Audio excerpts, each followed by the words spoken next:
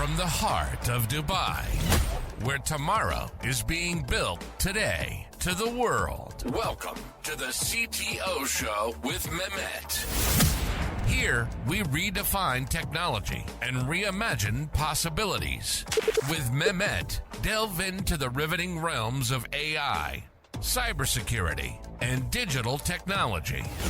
Experience the thrilling highs and lows of startups. Immerse yourself in the spirit of entrepreneurship and witness the future of business innovation being written in real time. Now, without further ado, let's tune in and explore the future. Hello and welcome back to a new episode of the CTO Show with Mehmet. Today, I'm very pleased joining me, Sophia Matveeva. Sophia, the way I love to do it is I keep it to my guests to introduce themselves. Just I do a small teaser to the audience. We're going to talk about a topic which I'm passionate about. And people will ask me, are you passionate about everything? Yes. Anything related to technology and enabling people with tech is something I am passionate about. But Sophia, thank you for being here with me today. I will leave it to you to introduce yourself. Mehmet and lovely listeners of the CTO Show, first of all, Happy New Year. So this is still January 2025, so I think it still counts. And I hope that your year is off to a great start. So I'm Sophia Matveeva, and I run a company called Tech for Non-Techies. So if you are not technical, then hi, you're my perfect audience. My aim is to help smart, non-technical professionals succeed in the digital age. Specifically, for example, if you're a non-technical founder, if you have an idea for a tech business, but you're not a coder yourself, then my company is going to help you learn what you need to do. Or, for example, if you want to work in a corporate that's going through digital transformation, you need to know how to work with developers without becoming a developer yourself. So we cover that on the Tech for Non-Techies podcast and also through our programming. And also I've taught my courses with the government of Bahrain, with Tamkeen, at Oxford University, at Techstars, and so on. Great. And thank you, Sophia, for being with me here today. And yeah, we're still in the first month of the year, and it's a good start to also inspire people who want to become founders, or they want to start the journey you just mentioned. So it's a kind of a traditional question for me, but I would say, what was the main thing that inspired you, Sophia, to start what you're doing? I mean, there must be something that you've noticed, there must be something that happened, where you decide, okay, hold on, I think I need to do something for these non-techies that they want to start something. So, kind of the story behind, tech for non-techies. Well, it's really, it's two words, shame and fear. So that's really the origin story. So I myself am a non-technical founder. So I began my career working in the media, and then I worked in a private equity firm in London. So that's kind of high finance. And then I got my MBA at Chicago Booth, which is one of the world's top business schools. It's where Barack Obama was teaching before he went into politics. And so I really understood business, but I didn't know anything about technology. And frankly, I thought at this top American business school, where I paid $180,000 for my degree, I was going to learn something about it, right? If you pay that much.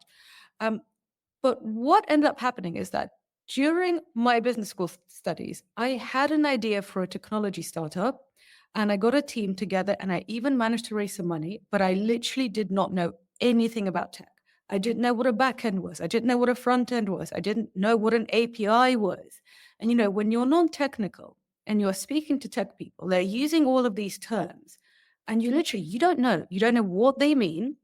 And when you're kind of in this position of seniority, like when you're a founder or maybe you're a corporate leader and people are using all this terminology, you're kind of in a difficult political situation because you're wondering, is it okay to show that I don't know what's going on? And so I was terrified. I was thinking, oh my God, everybody knows what's going on. I don't. And so I ended up learning all of this on the job as a non-technical founder, but it was very difficult. And I started writing about my journey as a non-technical founder in Forbes. So I had a Forbes column. And as I was writing what I was learning, these articles on what non-technical founders need to know about tech or what digital leaders need to know about tech These articles did really well. Thousands upon thousands of people read them. And I thought, oh my God, I'm not alone. There are other people who are professionals, but not tech people, who want to know what's going on. And if you're a professional, but not a tech person, you're usually told to do a coding course. And I do think a coding course for a bit is a good idea, like a short course. But, if your main talent is law, or your main talent is communication, and your main talent is sales, you don't want to do a 6-month full-time coding course. That's not a good use of your time. It's not a good use of your talent. It makes people feel stupid a lot of the time. And also doesn't actually give you the information that you need. And so out of these articles, London Business School asked me to teach their students, because a lot of their students either wanted to become founders of tech companies, so they had tech ideas but no coding skills, or they wanted to work in digital transformation, companies like McKinsey, or work in lead digital transformation in large corporates. But if you don't know anything about tech, that's impossible, right? And so that's literally how the company started. So it started with me going through this situation of being terrified to kind of show that I don't know what's going on in a world where everybody's using tech jargon. That's interesting, Sophia, because I know a lot of people that, you're not alone. Of course, you're not alone. Like many times I used to hear, oh, just if I knew, like, for example, how to do this, I'm going to make like something, super cool. Now, after just what I'm curious about. So after you decided to go this path and, of course, like you found a lot of people who are interested. So you mentioned about the fear. So, what was your formula to break the fear of these people who are keen, to start, but still, they keep, like all of us, sometimes we have this imposter syndrome where we think, oh, like, they're gonna mock me, or maybe I would not be able to do it like in a proper way. So, far from the tech, as an educator, like how you manage to let these people break, the barriers of fear. So first of all, I actually tell them not to break the barriers of fear because, well, have you heard of this book? It's called Feel the Fear and Do It Anyway. Yeah. So that's my motto, because if we spend lots of time trying to negotiate with our fear, then first of all, we are spending our time on not working, right? That's not necessarily productive, but also a lot of the time our fear wins.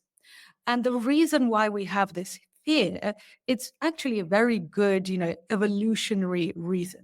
So the reason why we're afraid of kind of going outside the herd is that when, thousands of years ago, we all used to live in forests and jungles and caves, we all had to stick together. And so if you go outside of the tribe, or if you are cast out of the tribe for doing something different or for being different, then essentially you could lose your access to resources and you could literally die. This is why people are terrified of public speaking. This is why people are so, this is why we're also concerned with what people think about us. And so, if this kind of fear is literally built into our genes, I think trying to negotiate with it is a useless exercise.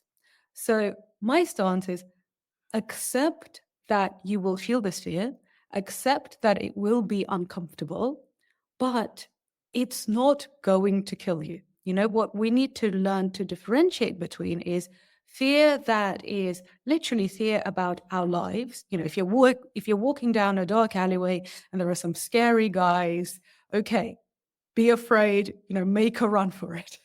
But if you're afraid of getting a definition wrong, you're not going to die if you're going to get it wrong. So understand, is this fear that you should listen to, or is this just this kind of irrational fear that's actually stopping you from living your dreams? And if it's this irrational fear, just get on with it. Don't wait for it to go away, because it probably won't. I mean, mine still hasn't, but here I am running a company called Non-Techies and talking to you. That's great. So, by the way, like just to I would say to second what you said, Sophia. So I come from a technical background, and the similar thing happened when I shifted into the business side of the things, because I used to think, hey, like only these, guys with the suits and with the, Samsonites, they would be able to talk business and they would be able to think, like strategically. So I think to your point, this happens from the two sides of the realm, I would say.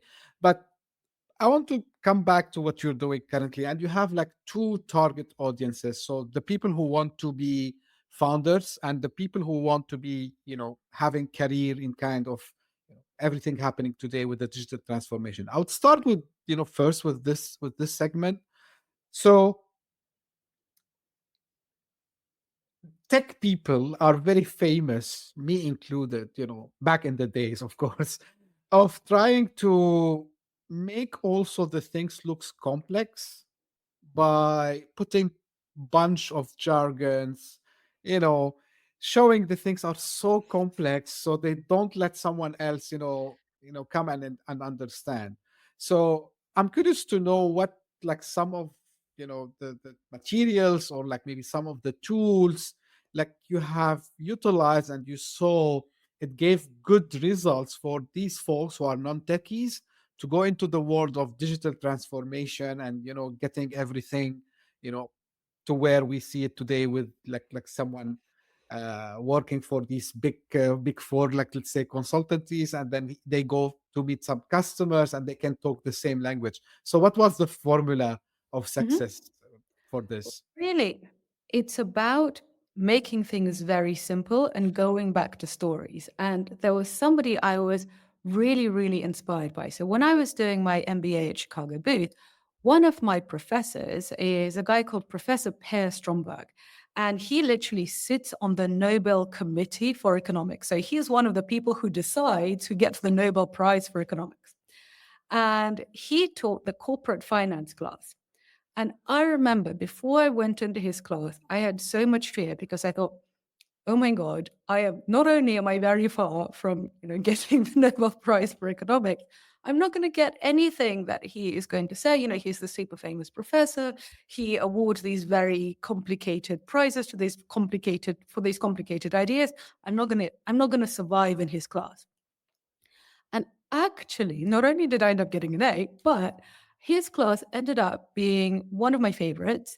And the reason why is that he was able to distill very complex ideas into really simple things. And he just got rid of complicated language and he just used very, very simple concepts. And another thing that he did is he told stories. So he would tell stories about, corporate finance, which is like, okay, like there is this company is in trouble. This is why this company is in trouble. This is how this founder is feeling. Okay, when he goes to the bankers, these are the options. What options do you think are going to be the best ones, given the frameworks that I've taught you?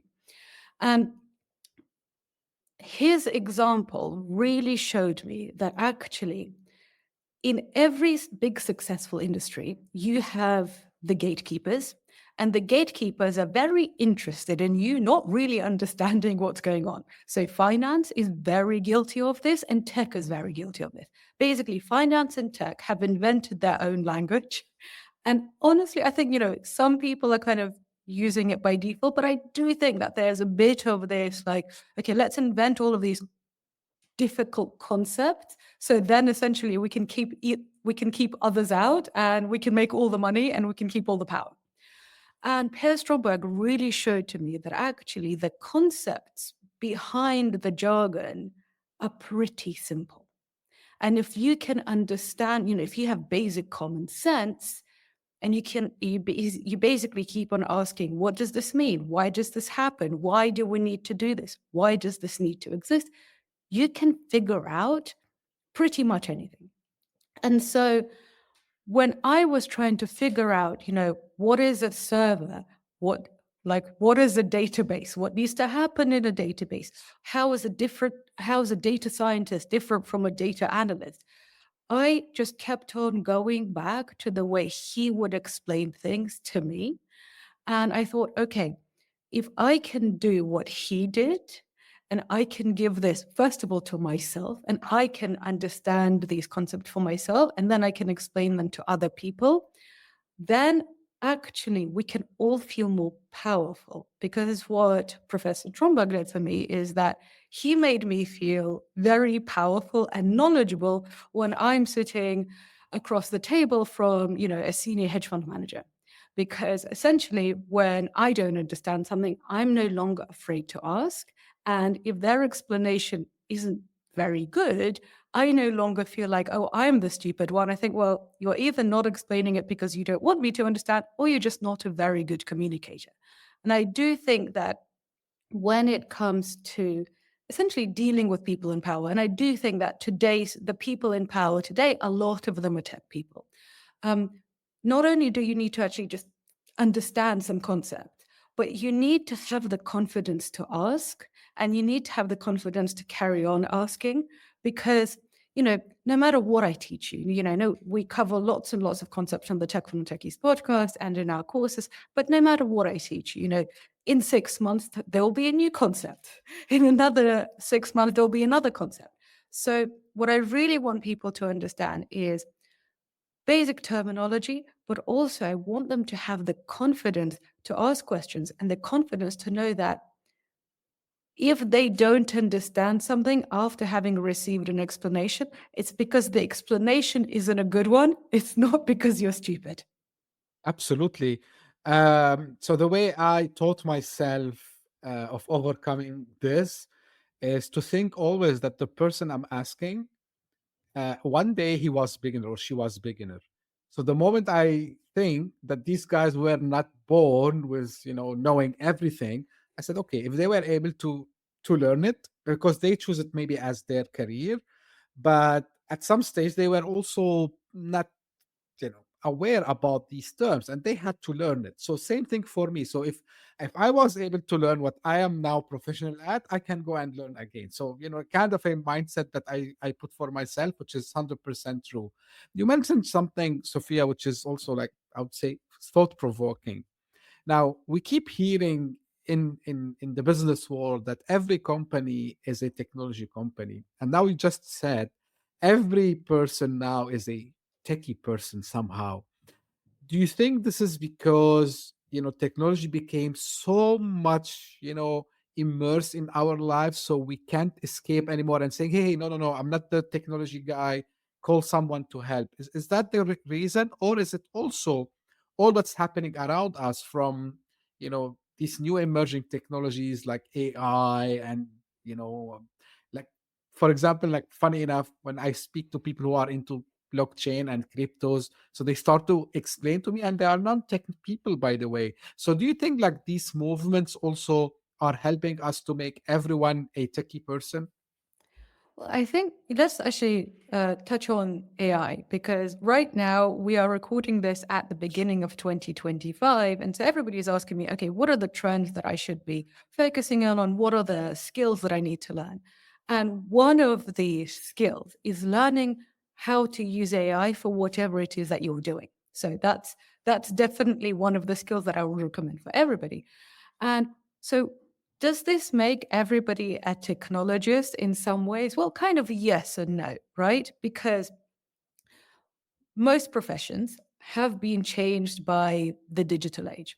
So let's take kind of the least technical, or not technical, let's take the least software profession in the world. Let's say, I'm in Russia right now, so let's take ballerinas, right? Ballet is a really big thing in Russia. And so if you are a prima ballerina, you are kind of probably not going to be that bothered about, making an app for your ballet, because fundamentally your art is still dance. That's the thing that you're focusing on.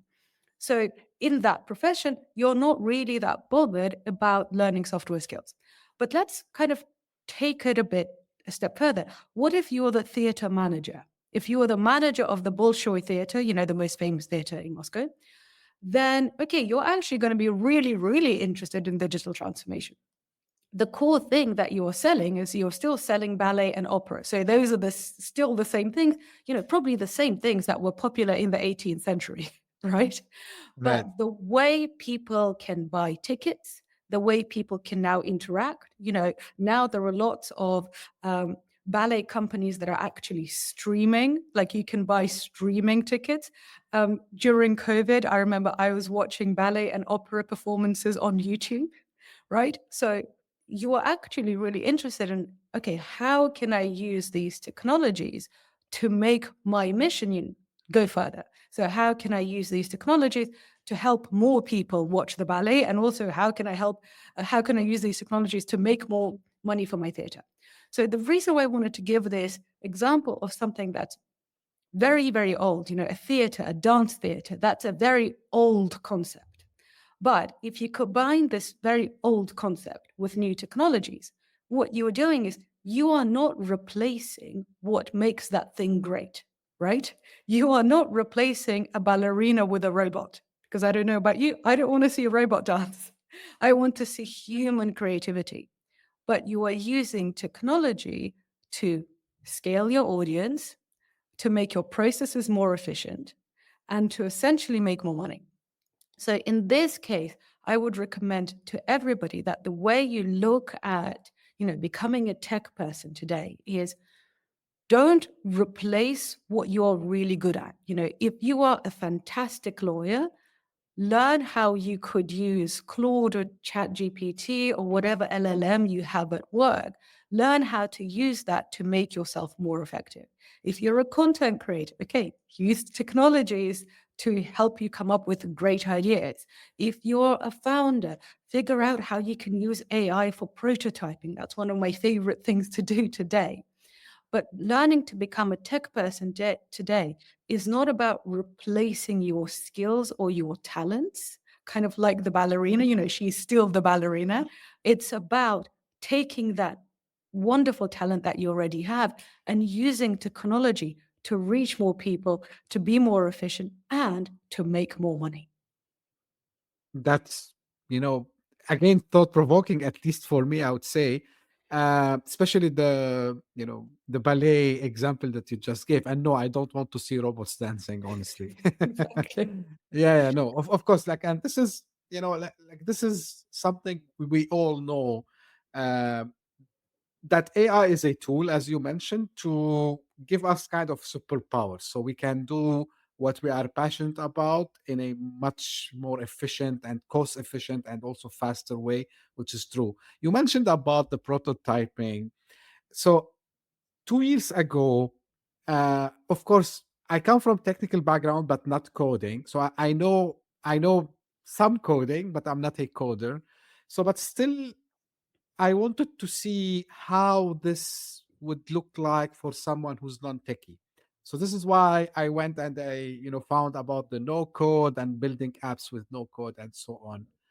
And I said, oh wow, like this is really revolutionary because to your point, someone with non-technical background, if they get the concept and they get the workflow, like, okay, I need to have this and then that, so they can build a working app until and just for the transparency, we are airing this like probably will be on this third week of Jan. So we're recording on the 6th of Jan, just for the transparency to the audience. So last week, which is the first week of 2025, I decided to go and look at what AI can do for prototyping. And I was, I lived my second shock, I would say, after the no code shock, because I start to see these tools like Cursor, Replit, V0, like there's plenty of. I'm gonna try to put them also in the show notes. And you just give a prompt to the machine, and the machine will give you almost, of course, after few fighting, it gives you a working prototype. So, from your perspective, Sophia, like how this, using the AI for prototyping will take us further to allow more entrepreneurs to show up now, especially if we can focus also because I know you focus your work with the folks here in the Middle East, mainly Bahrain and Techstar and so on. So from your perspective, how this will transform our region of having more founders also coming from non-tech background? Well, I am obsessed with these tools and I'll tell you why. So when I started my first tech company, and this was about 8 years ago now, so we had an idea for an app. And, for people who have never gone on this app journey, so if you have an idea for an app, the first thing you need to do is to create a prototype, which is a design. So it's not something that contains code in it. It's basically kind of like a bunch of pictures tied together of what your app is going to look like and how people could use it. And when I first started creating my first ever prototype 8 years ago, I worked with a professional design firm, and they use professional design software. And it took us 2 weeks to create essentially 2 prototypes that we tested. So 2 weeks, and the cost was $35,000. Now, guess what founders in my program are doing that, like how much it costs them and how long it takes them. Non-technical founders. So this year, actually last year, 2024, I have created 2 programs with Tamkeen, and Tamkeen is the government of Bahrain's labor fund. And these programs are tech for non-technical founders. And in these programs, founders have literally gone from having an idea to creating a prototype that they can test with users. It usually costs them no money. So literally it's free, because there are a bunch of free trials from these tools that you can get. So it's free. So for me, it was $35,000. For them, it's zero. And in terms of time, it literally takes them a day or half a day. And it took me 2 weeks. So what does this mean? Well, there are good things and bad things about it. So one of the good things is that if anybody listening to this, if any of you have an idea for an app and you've been sitting on it, and now you're thinking, okay, it's January, it's 2025, I'm going to get on with it. You have no excuse. Honestly, you really don't.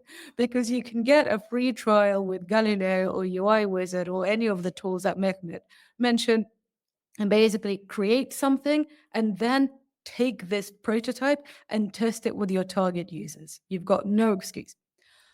So the good thing is that all of these non-technical people who understand problems, who see opportunities that technical people don't see, because, if you're working in, I don't know, shipping, but you're not a software person, you might be able to see opportunities and how to optimize a process. And you're thinking, well, I need some sort of tech person to help me make it. Now you can actually get quite far without them with these prototyping tools. So the good thing is that people who really have domain expertise and people who really understand the problem and people who really understand cultural nuances are going to have more opportunity to create tech startups. And I think this is especially wonderful for the Middle East, because what I often see is that, frankly, Western and American companies are coming to the Middle East, and sometimes it's great because, we're all using Instagram in the Middle East, right? So sometimes it's great, but sometimes they are a bit tone deaf and kind of culturally unaware. So actually having founders who really understand local problems, who understand the local culture, having these founders able to create prototypes and test their ideas for no money or for very cheap is wonderful. So that's the good thing. But then there is the bad thing. The bad thing is that, Mehmet, kind of curious about your experience, is that what I found is that you can get a really good looking prototype of an app. Like, it can look really nice. Have you found that? Yeah. Yeah, like the design looks professional, like it's, made by designers at Apple. Right. But just because it looks nice and just because it has all of these screens doesn't mean that anybody wants to use it. And the feeling that I had, I remember when I first created one just to test it, I was like, this is it. This is amazing. This is brilliant. I am a genius. Because you kind of get so excited about it. And so this means that lots and lots of founders are going to be essentially coming up with very pretty apps that have absolutely no chance of surviving in the market, just because, they're going to look nice, but just because it looks nice doesn't mean that anybody wants it. So Right. the fundamentals of entrepreneurship remain the same. Whether it was entrepreneurship 2000 years ago or today, the idea is the same. Are you solving a real problem? are you solving this problem for people who have the money to pay for it? If you answer these two questions, and yes, you are solving a real problem, and yes, you are solving it for a market that can pay for it, and then you use AI tools for prototyping, and then you could actually export your AI prototype, say, into a no-code tool like Bubble, then okay, off you go. You can have a really successful business without the same kind of investment that you needed before. But I just think that because you can make these things, these pretty things, quite easily, I think there'll be a lot of people with half-baked ideas who create something and then get very disappointed when nobody wants it. Absolutely. And what you just explained, Sophia, is what we call it the product market fit. And and I used to do this mistake lots of time. Oh, I mean, we all did, right? Because Yeah. we get so excited. Yeah, so I want it to be the best looking app. And I tell people it's not the best looking app that wins or whatever idea, it's the one that works, right? So regardless, like, does it have dark mode, no dark mode? This is the last thing you think about, right? So you think about solving a problem. And yes, so majority of the no code, I mean, of course, they need to market themselves. So the main thing that they do, which is kind of like the gamification, is like you can build beautifully designed landing pages or like beautifully designed web apps, which is okay. We need the aesthetic part of it, don't get me wrong, but to your point, we need to make sure that we are solving a problem, right? So and that happened to me. The good news is, and again to your point, Sophia, is that AI would help you in this, because I did an experiment with one of the tools. So I'm not affiliated with any, just for people to know. So I said, just at the beginning, I need the skeleton of the app. I just need, a login, register, and then a dashboard once the users log in. And then after that, I start to say, okay, how we can make this more beautiful. Just this. And it did like some cool stuff. So, and again, people ask me sometimes, do I need to understand, the jargons there? No, you don't need to understand the jargons. And the no-code tools, even before AI, that I used to use, and I can mention some. Again, I'm not affiliated with any. So Bubble, the one that Sophia you just mentioned, so I played with it. There's if you are into mobile apps, there's a company called Adalo, which does good, fantastic job in designing mobile apps. Software, if you are building kind of directories, and if you're building, like simple, I would say, even by the way, it's very good for internal use as well. If you're building like internal portals, it's perfect. So you don't need to know code, zero code, and you can design still beautifully applications. But so where are we going with this next, Sophia? So because when I'm asking you this question, and I want to reach a place where you're gonna lead us to. So I'm a non-tech founder. I have a problem. I ask a lot of people, around me, do you have the same problem? Yes. If I come up with a solution, would you pay for it? Yes. How much are you willing to pay? Let's say $5 a month. Fine. I build the prototype. Now, I need to scale. I need to take this to the next level. If I have, and I'm asking you from experience, by the way, if I have built this, can I go and seek investment? Like, do you think investors will fund founders building tech startups coming from a non-tech background? So first of all, there's a step that I want to make sure people don't skip. So Sure. when you make a prototype, the next thing you need to do is test it with your target market. Do not do anything before you have tested it. So I like to call your target market the boss. So I always say, like, because founders say to me, "Oh, will this work? Or, well, will that not work?" And I say, "I don't know. You got to ask the boss. I'm not the boss. The boss are your customers, right?" And like in work, if you work in a corporate, your boss, even if they're a nightmare, are actually going to be way nicer to you than the market, because they have to give you severance pay. Right. And also, they probably can't write you horrible emails like swearing. HR would have a word with them. Whereas customers, they're not going to give you a notice period. And if they think that what you're doing is rubbish, they will not hold back. So you got to So when you make a prototype, what I want to tell people to do is look at the Google Ventures methodology of testing. So according to Google Ventures, if you test your prototype with just 5 people, those 5 people uncover 85% of the errors in your product. And so you don't need big data, you don't need thousands of people. Get a prototype, test it with 5 people.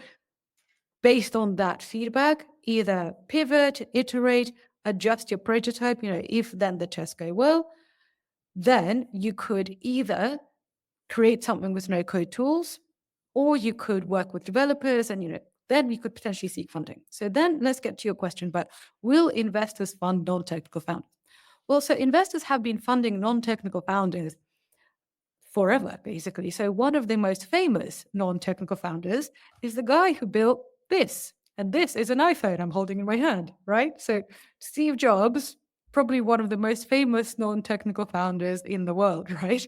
And he has literally changed the world of technology. And if you read Walter Isaacson's biography of Steve Jobs, you can see that he was really interested in art. He was really interested in how artists and technology can combine to create something wonderful. So, he got lots of funding. Another founder I would invite you to look at is Jack Ma of Alibaba. And I find him even more inspiring because Jack Ma didn't see his first computer until he was in his 30s. So he was a teacher of English in China. And the first time he saw a computer, he was around 30 years old. And now he is literally one of the people who has changed the tech landscape, who's changed the global landscape, right? So non-technical founders have been getting funding for forever. And if we look closer in the Middle Eastern region, I always recommend that people look at Mum's World and the founder, Mona Ataya, right? She is a non-technical founder. And look, she's definitely made my life much easier.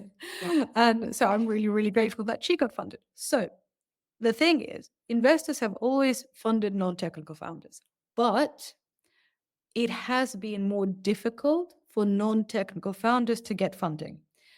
So it's both, right? You've always been able to do it, but usually it's more difficult. And one of the reasons why it's more difficult is that there's this firm called Andreessen Horowitz, they're kind of Silicon Valley royalty.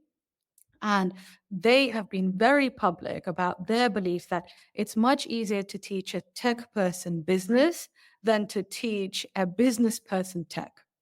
And because, and also to be fair, they have had a lot of success with this belief, right? They backed Mark Zuckerberg. Their thesis has really worked for them. And so investors have literally been like, okay, we just need to find another Mark Zuckerberg and then we'll all be rich. Basically. So there is this myth. However, what I would say to non-technical founders, just because it's difficult, it's not impossible, that you need to be aware of this stigma. I don't believe the stigma is fair, but it does exist. I don't think it's going to go away completely. I think things are changing, but is it going to go away in 2025 completely? No, right? It's a bit like gender equality. We kind of know that it's a good thing. We kind of know racism is a bad thing, but is it going to be completely eradicated in 2025? I wish, but it's not going to happen. So we need to be aware of it. But what I would recommend to people is understand why the stigma against non-technical founders exists. Look for examples of successful non-technical founders, learn how they fundraised, and learn what their answers are to investors when they're fundraising. So actually, on my podcast, Non-Techies, I have interviewed a lot of non-technical founders who talk about this journey. But what I would say to people, the biggest thing is that I would want you to remember if you're a non-technical founder fundraising, is that investors are not funding university projects, right? Academic projects are all about, tech innovation. Academic projects are just funding innovation for innovation's sake to, further humanity's knowledge. If you're building a business, this is not what you're doing. You're building a business to make money, right? So actually, what you always want to show investors is, do I have enough knowledge to hire the right people to help me solve this problem and make money out of this problem? Fundamentally, this is the story that you need to tell. And also, just remember that you're probably going to have to kiss quite a lot of frogs before you find your prince. But, that's usually the case for a lot of founders. And, if it were easy, then we would all be billionaires, right? Yeah, absolutely. To your point, I like the examples you gave, Sophia. So for people, even if you are non-tech, by the way, I advise you to go and read a lot of the work of Steve Blank, the adjunct professor at Stanford. And he keeps repeating in all his videos, in his books, go out of the building. So you just draw something, and then he says, go out of the building, which like go and see the boss, to your point, Sophia. Uh, because again, we make it in our head as a hypothesis that this is gonna work. Nothing wrong to put a hypothesis, because you think that there is a pain in this aspect, but to validate it, and this is where the prototype would help you a lot. So you have, even if it's half cooked, that's fine. So people can, when you are in a time, I think people are smart enough to understand what you are trying to solve. So go out and test it, and then you come back to your drawing board, and then you change what you need to change. So this is 100%. The second thing about, like the funding part, in my opinion, and again, I would agree with you, Sophia. Like, it looks like, and I can't blame, the, as their short name is A16Z. I don't blame them to think that it's easy for technical people to learn business. But don't get me wrong, if you come from a business background, you're on an edge of a technical founder, because you would be able to put right marketing strategies, you will be able to put right and reasonable financial projections, like usually the things that investors would look at. Believe it or not all the times investors are interested to know how you've built this app or whatever you're building. They will do this in maybe a due diligence session, but if you are in the MVP part and you're raising money, you don't need to worry much about it. You need to worry about what Sophia just mentioned, your customers, the boss. Like, is the boss happy? And how much traction you have? And of course, the other traditional things, like how big is the market? How are you going to execute this on the ground? So, And storytelling. And story. so Yeah, I'm please. literally, next week, I'm about to teach a class on storytelling in an accelerator. And it's interesting because I get asked to teach classes on storytelling in, business schools and accelerators all the time. And I'm like, but don't you want to, also learn about APIs? And so that I basically end up doing both. And the reason why is that what I have found is that, okay, once you learn all of this tech jargon, and you learn how to hire a tech team, you learn how to attract a tech team, you learn maybe how to attract and keep a great technical co-founder, then you need to go out into the market, whether that's going to investors, whether that's going to the media. You basically need to go out of the building, as you said, and start telling people and inspiring them about your journey. And here's my very politically incorrect example that I always give in my classes. I say, look at Adam Newman, right? The founder of WeWork. Now, I'm not saying that we should follow his example, but this guy managed to convince investors that a building, his company, WeWork, is fundamentally a collection of buildings. It is a collection of real estate that he was leasing out, right? This is not a tech concept. And somehow he managed to convince investors that this was a tech company. And so, like, what was he lying? I think there was probably a little bit of lying involved. But at the end of the day, investors have eyes, right? Like, they should have been able to see, like, this is a brick and mortar situation. People are paying for access to a building. This is not a software business. And yet he was getting software company valuations, and he was positioning his business as a business in the digital age. And yes, we don't want to follow his example, partly because it all came crashing down, right? But this is an example of how storytelling and conviction are actually sometimes more important than, actually what people see with their eyes. And so, especially at the early stages, what I say to people at the early stages, when you don't have anything, like maybe you got a team together and you used AI to make a prototype and you've tested it and you basically got a bunch of market surveys, like this is where you are right now. At this point, storytelling and conviction, that's what's going to get you over the line. Because frankly, there are way more reasons not to fund a startup than to fund a startup. Because every startup, I have ran startups, I've invested in startups, I've advised startups. Every startup is a complete and utter disaster in slightly different ways, right? So there are usually more reasons to stay away than to do it. And one of the reasons why people get bought in is they get bought in by the enthusiasm of the founder. And so I always say to people, storytelling and enthusiasm is really important. So just practically, if you're going to pitch, have a good night's sleep, have a nice meal before you pitch, like be in a good mood, work out, like get your endorphins going, because when you're in a good mood and you're enthusiastic, the feeling that people get, they're like, I don't know what's going on, but I want to be part of it. Yeah, absolutely. I can just add one or two sentences to what you said, Sophia, regarding the pitching part. So you need to be falling in love with the problem that you're solving. And I always tell people, they come to me and they say, because I do some work with with an entity here in Abu Dhabi, and the students ask me like, how should we be prepared? I said, how you would go and pitch this idea to your friend, right? Like, are you excited about it? And if you are able to make the story out of it, and then show your enthusiasm to the point you mentioned, then probably you would be up to something, because people would notice this. And if you I always advise, I'm a little bit biased because I'm very much affected by the guy. Like, I read the book I don't know how many times and watched all the cinematic work that was done about him, Steve Jobs. So he was the best one. I didn't see till now someone who does storytelling better than him.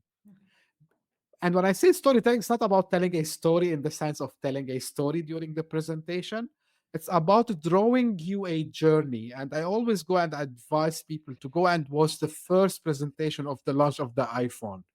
Because the way he put it to us, if you think about it, there's no problem, right? But what he's all of a sudden, before he said, like, we're launching the iPhone, you start to say, yuck, I have a device which is bulky, it's not easy to use, I need to carry multiple things with me. So actually he ignite in our mind the problem even before he show us the solution. And this is exactly what you need to do when you pitch to investors and even to clients and even to your friends. So you need to reach to this point. And thanks to the no code and the AI who's doing this, in a much easy way. Now, Sophia, I know, like, we can discuss a lot, but as we are approaching the end, so on the regional level, um, what we can do more. So what you're doing is fantastic, right? But we need more people to be having, this techie mind, and to encourage also the other side, which are the investors, to you know to put also their trust and money in these folks. So what else we can do, how we can take the region to the next level? So actually, one of the programs we do is literally called Tech for Angel Investors, to help them understand and spot opportunities and not just to look for another Mark Zuckerberg, because that way they'll miss a lot. First of all, I really want to commend the leadership in the GCC region for Vision 2030. Because so much is, and in Saudi Arabia, in Bahrain, in UAE, in Qatar, and so on, there is so much rapid change. And what I really love about this particular region is just how much thoughtful government investment is going into education. Because we can actually see from the US example that it was investments that the US government made in the 60s and in the 70s that essentially led to the creation of the Silicon Valley that we know today. And did you know that actually the major tech innovations within the iPhone, they were all funded by the US government? And Steve Jobs' genius was actually getting this touch glass, which was funded by DARPA, and that's a US government body, getting GPS, getting all of these technologies that were already funded by the US government and putting them into a beautiful, user-friendly design. But the thing is, that didn't happen overnight. That happened with smart government investments, decades. I think with Steve Jobs probably wasn't even born then, right? Yes. And this is really what, first of all, I just want people to appreciate, like, this is happening in your region right now. So if you are not seeing these immediate results, it's because that's not how it works, right? Creating a whole new digital curriculum, which is what we are doing with our programming in Bahrain, creating a whole new curriculum for people to really understand how to thrive in the digital age, is going to have some outcomes today, because some people will start a company today that will go on to become very successful. But a lot of these people are going to use these skills, and they're going to become more and more fruitful in the years to come. So first of all, appreciate where you are. In terms of like what more you can do, and then what more people can do is, I think there's a lot being done about helping people to learn to code and helping people to become data scientists and to learn these tech skills. And honestly, if coding gives you joy, then do that. I have plenty of friends who are engineers, and they code when they're at work, and then they come home and they do their coding hobby projects because they love it. It gives them joy. Now, I couldn't think of anything worse.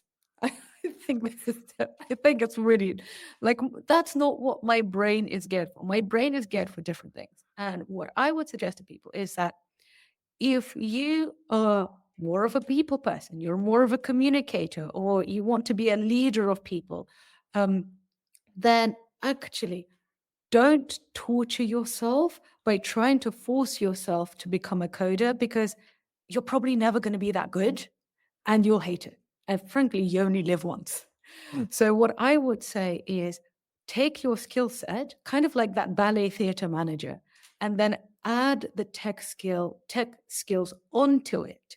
So be who you are, but essentially just digitally enhance yourself, because that's really the skill set that you need for the digital age. And so for, if there are people from governments or enterprises listening to this, what I would say to you is that you probably have a lot of great coding programs, but what I find is missing is this kind of tech for non-techies education, which is saying, okay, we love our lawyers, we love our HR people, we love our salespeople.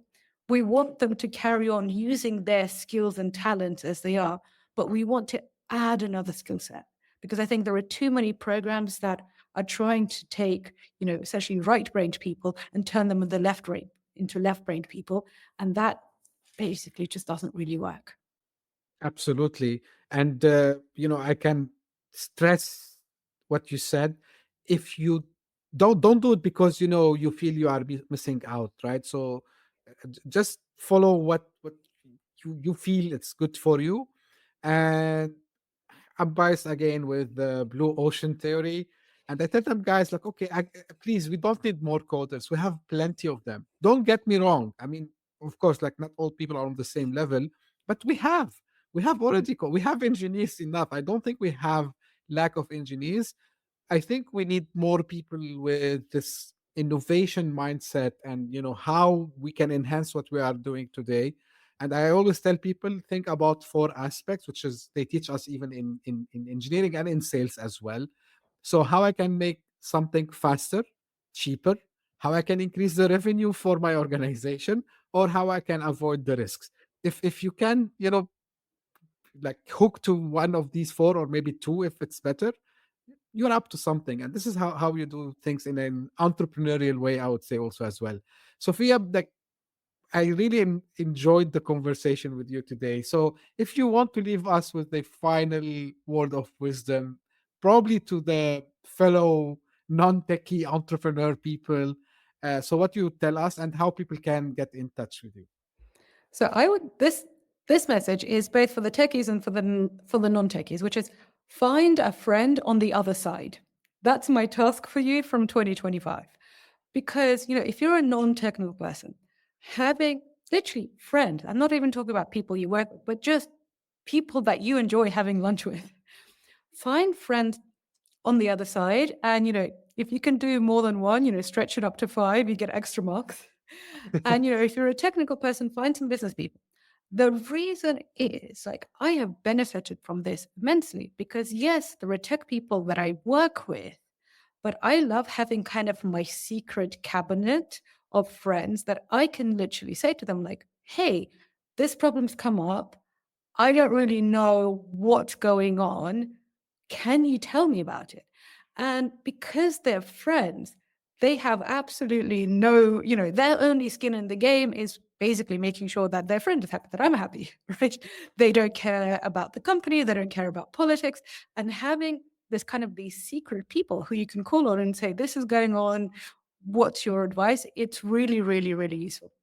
And equally, if you're a tech person, find some business people because, maybe you're a CTO in a startup and the startup is about to go through fundraising and there's going to be a dilution. That's going to affect you. Find some people who can actually explain to you, okay, this is what a dilution is. And somebody who is not in the company, not an investor, but just somebody who has your interest at heart. So find a friend on the other side, cultivate that friendship. Your career and your life will be so much better and more fun. Great. Where we can get in touch with you, Sophia? Well, I'd love you to get in touch with me. So listen to the Tech for Non-Techies podcast if you're a non-technical founder, a non-technical innovator, and get in touch with me on LinkedIn. That's where I am most active. Great. Just one final thing. So unless you follow Sophia's advice of finding, the other half of you, let's say, in a, of course, professional way, you're gonna end up like being feeling lost. And unless you are a generalist, like, okay, I'm lucky to be A1. So who likes to explore? And I like to understand both sides. So this is why I immerse myself. Of course, I come from tech background, but I decided then to go into the business side, in the sales, marketing, operations. I wanted to understand this. And recently I want to understand more about the funding part. So I want to understand how angel investment works, but not I can understand. It's overwhelming. Not everyone can do it. So to Sophia's point, try to find someone on the other side. Sophia, I really enjoyed the conversation. It's one of the richest, discussions I had. So thank you very much for your valuable time, sharing your thoughts, sharing your also knowledge with me and with the audience also as well. So we are grateful for you. And this is usually how I end my episode. This is for the audience. If you just discovered our podcast, thank you for passing by. I hope you enjoyed. If you did so, please give us a thumb up, share it with your friends and colleagues. And if you are one of the people who keep coming again and again, thank you for doing so. And keep sending me your comments and sending me your suggestions. I read them all. And as I say always, thank you for tuning in today. We will meet again very soon. Thank you. Bye-bye. Hit that subscribe button, share the show with your tech-savvy friends and fellow entrepreneurs, and leave us a review on your favorite podcast app. Your support means the world to us.